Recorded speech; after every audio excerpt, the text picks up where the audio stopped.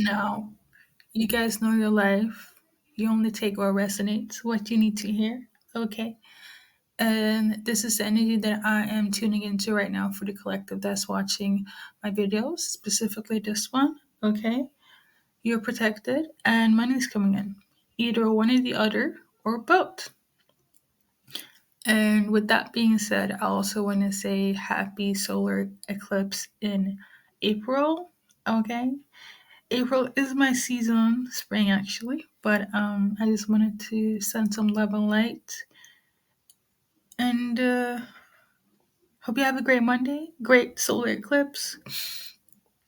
I also looked up, this might not be relevant, but I actually looked up when the solar eclipse is going to be activated in my city, and it's going to be activated around 8 o'clock, 8 past 8. And that's basically 2020. So I looked it up. No, there's no relevance here, but I just looked it up just because, and it's symbolic for transformation and awakening. So I feel like that's pretty fitting with the solar eclipse. Eclipse is basically all things that needs to be shed, so something new can be brought in. Usually, it can come in the like essence of a tower moment, like very swift, very unexpected. So a lot of things that you thought that you had healed or moved past, it tends to kind of come back up. So you actually heal it, similar to like purging and quote unquote doing the work, the shadow work. Um, I have seen a few peoples on my Instagram saying that um, there's the first half, they were talking about how um, don't go outside and then like gaze upon the solar eclipse because like that's low key bad juju. And then I got the other end of my spiritual peoples. They're just waiting to like dive in into the solar eclipse energy that is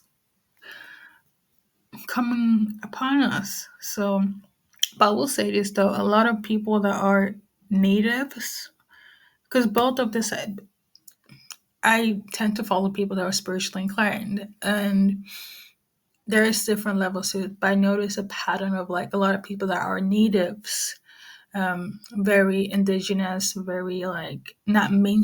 They're not mainstream spiritual, so like usually it has been passed on, like their interest and their pull into spirituality has been passed on since generations.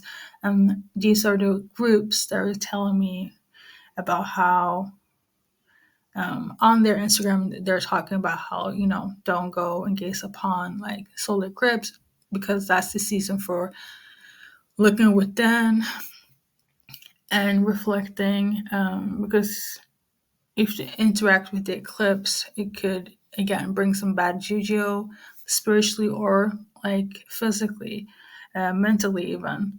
So there's that, but then there's the other side of my spiritual people, where it's pretty much like mainstream spirituality, whereas it's the group where it's like I have my crystals, I do yoga outside, and I only drink green juice, and I'm a vegan raw food eater. So these were the type of people that they're most so like I'm gonna dance in the moonlight and do rituals outside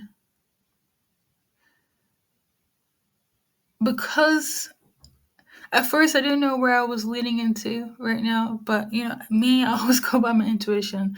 I've always been a nature type of individual, so by default I will always be outside. And you'll see this in my upcoming readings as well. I'll be doing a lot of readings outside because this is where I feel more comfortable when I do things that have spiritual links to them.